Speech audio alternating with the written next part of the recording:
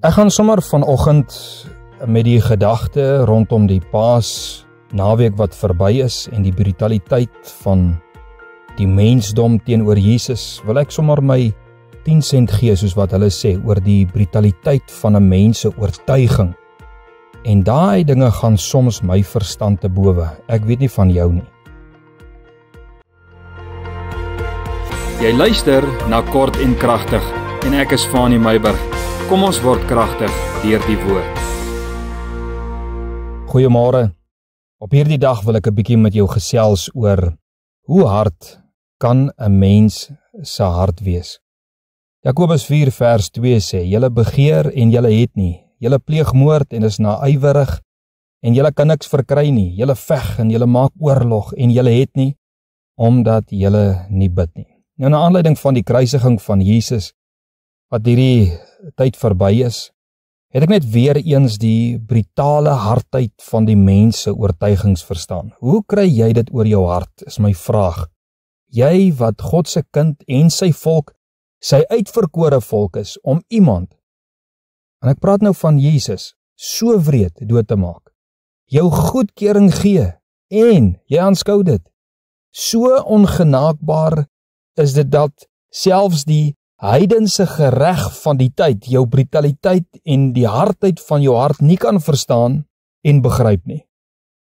Nou ek verstaan dat die kruisiging van Jesus en die verharde harte ook deur God bepaal was, maar tog was die volk se harte so verhard dat God hulle aan hulle harde harte oorgegee het. Nou ek sien ook en dit sien ons in ons eie land baie onlangs, hoe ouers hulle kinders mishandel. En ek praat vanmôre met jou oor hoe hard kan 'n mens hard wees. Ouers wat kinders mishandel en verkoop vir watter rede ook al, mans en vrouens wat mekaar mishandel en misbruik fisies, emosioneel, geestelik, hardheid van hart, die brutaliteit teenoor landsburgers vir hulle besittings, of dit 'n selfoon of dit nou 'n stuk grond is. Nou die brutaliteit is so oud soos die mens homself, en ek en jy weet dit. En die oorsaak van hierdie hardheid van harte is tog sonde. Want sonde maak 'n mens afgestomp vir die waarde van die kroon van God se skepping, die mens. En as die mens so afgestomp geword het in sy hart, dat hy nie die pyn van 'n ander mens meer kan voel nie, dan moet jy weet, hoe ver het die mens geval en gedwaal van die hart van sy skepper. Dink 'n bietjie aan Kain en Abel, waarna ek net nou verwys het. Die sonde het geloer, soos wat God gesê het, en die een broer het die sonde geakkommodeer. Jy sal sê, ja, maar oorloë moet daar wees, moord en doodslag moet daar wees. En ja, dit is die waarheid. En dan, tog moet die mens sy hart noodgedwonge verhard. Maar dit is nie waaroor ek vandag van oor praat nie. Ek praat van die sondige intensie in die hart van die mensdom, om ander mense ongevoeliglik uit keuse te na te kom. As jy kan terugdink na die kruisigingsproses, dink aan die kriminele. Hulle het hulle verdiende loon, hulle straf vir hulle dade ontvang. Dit is steeds brutaal maar met verdienste.